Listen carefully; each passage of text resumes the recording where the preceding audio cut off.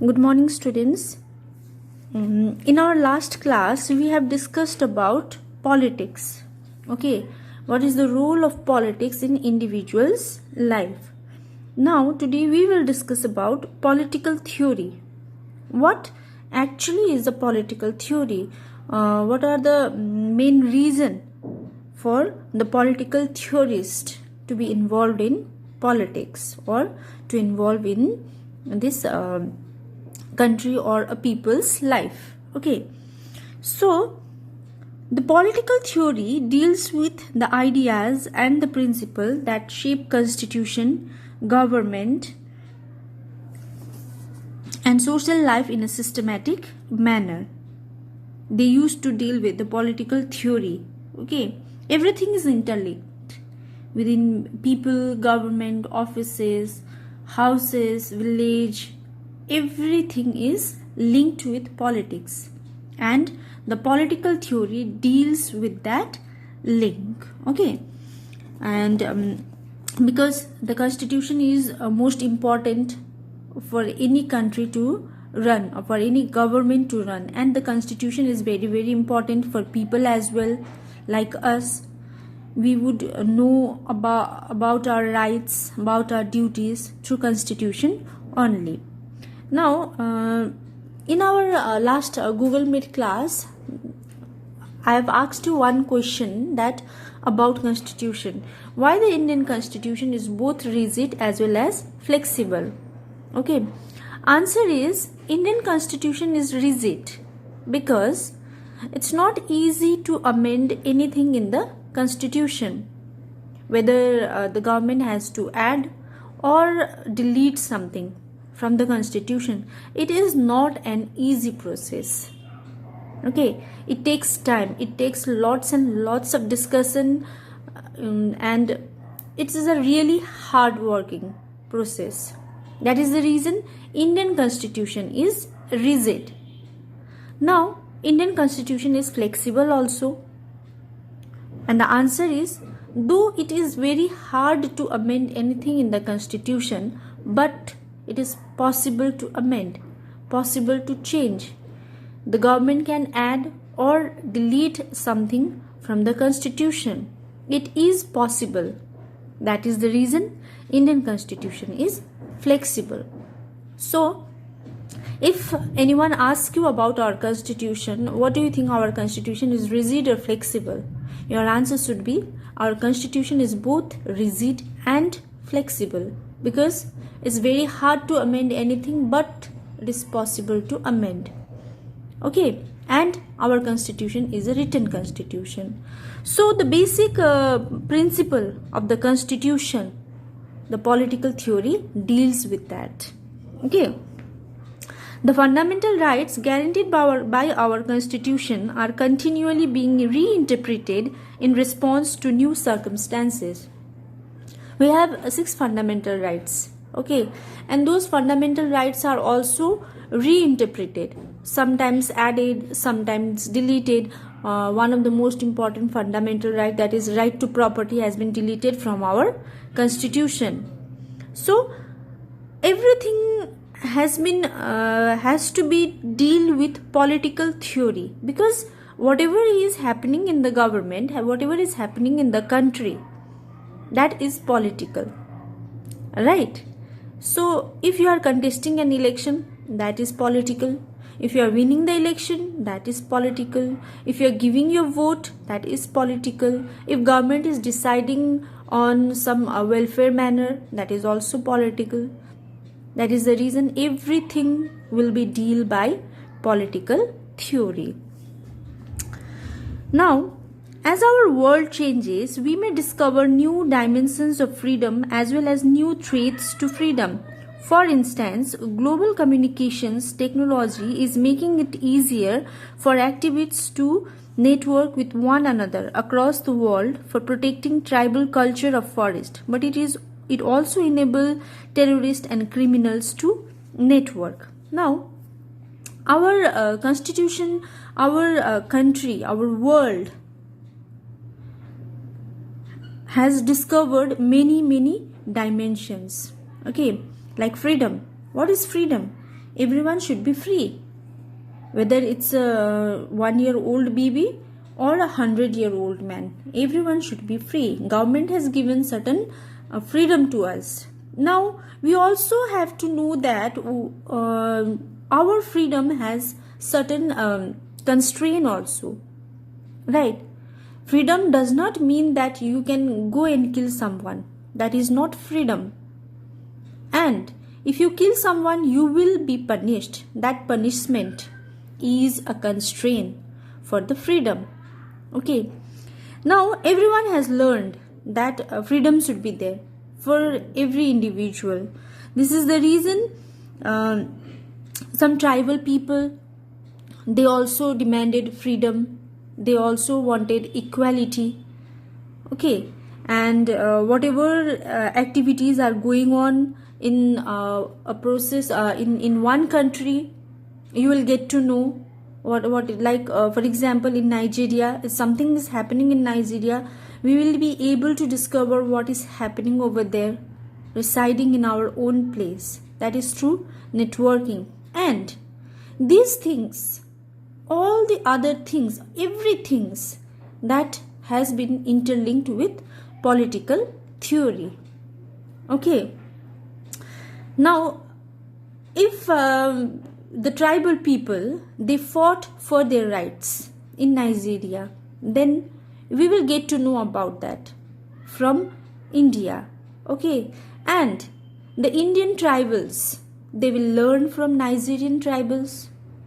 Okay. And they also start their revolt, or they also start demanding their freedom, demanding equal rights, learning from another country.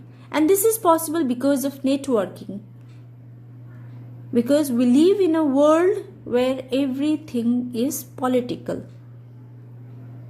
So this is the reason political theory deals with every individual's life. Everything is related to politics. Political theorists clarify the meaning of political concept by looking at how they are understood and used in ordinary language. So, it is the political theorist who makes us understand about the concept of politics. Okay, and they help us to understand in our ordinary languages. They also debate and examine the diverse meaning and opinion in a systematic manner. There are some political theorists, Plato, Rousseau, John Locke, Hobbes. They all are political theorists. Okay, they have their own definition of the state, definition of a world. Okay, they have learned a lot. Sometimes they used to discuss, no, this is right, this is wrong about our country, about another country. Okay, so while discussing, learning and everything, they came to a conclusion. And we have to study that conclusion. So the political theorists, they try to explain us about the society, about the politics in an ordinary language. It is helpful to have a basic knowledge of the political ideas and institutions that shape the world we live in. It is only possible because of political theory that we will be able to understand, or we will be able to have a basic knowledge of political ideas and institution that shapes the world, that is happening around the world. And these things will be taught by political theorists and deals by political theory. It is crucial that we learn to be reasonable and informed if we are participate in a Gram Sabha or offer our views on website and polls. Now, we have our own point of view, right? So in order to give our point of view, first of all, we need to know the exact point. Without knowing anything, we cannot give our point of view. So in a society, in a state, in a country, if something is happening, then we should have a clear idea about what are the advantages of that thing or the disadvantages. What will be the result of that particular thing. Then only we will be able to give our point of view. So, in order to have that understanding, in order to have that basic knowledge,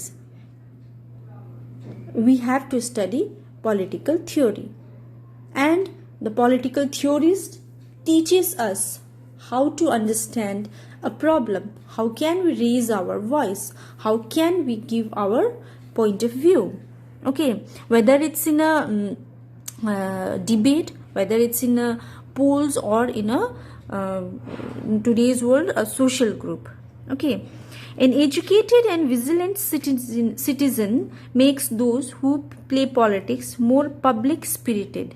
Now, educated person or a more serious citizen or advanced citizen, they who think about the society, who thinks about the public, they only can play politics.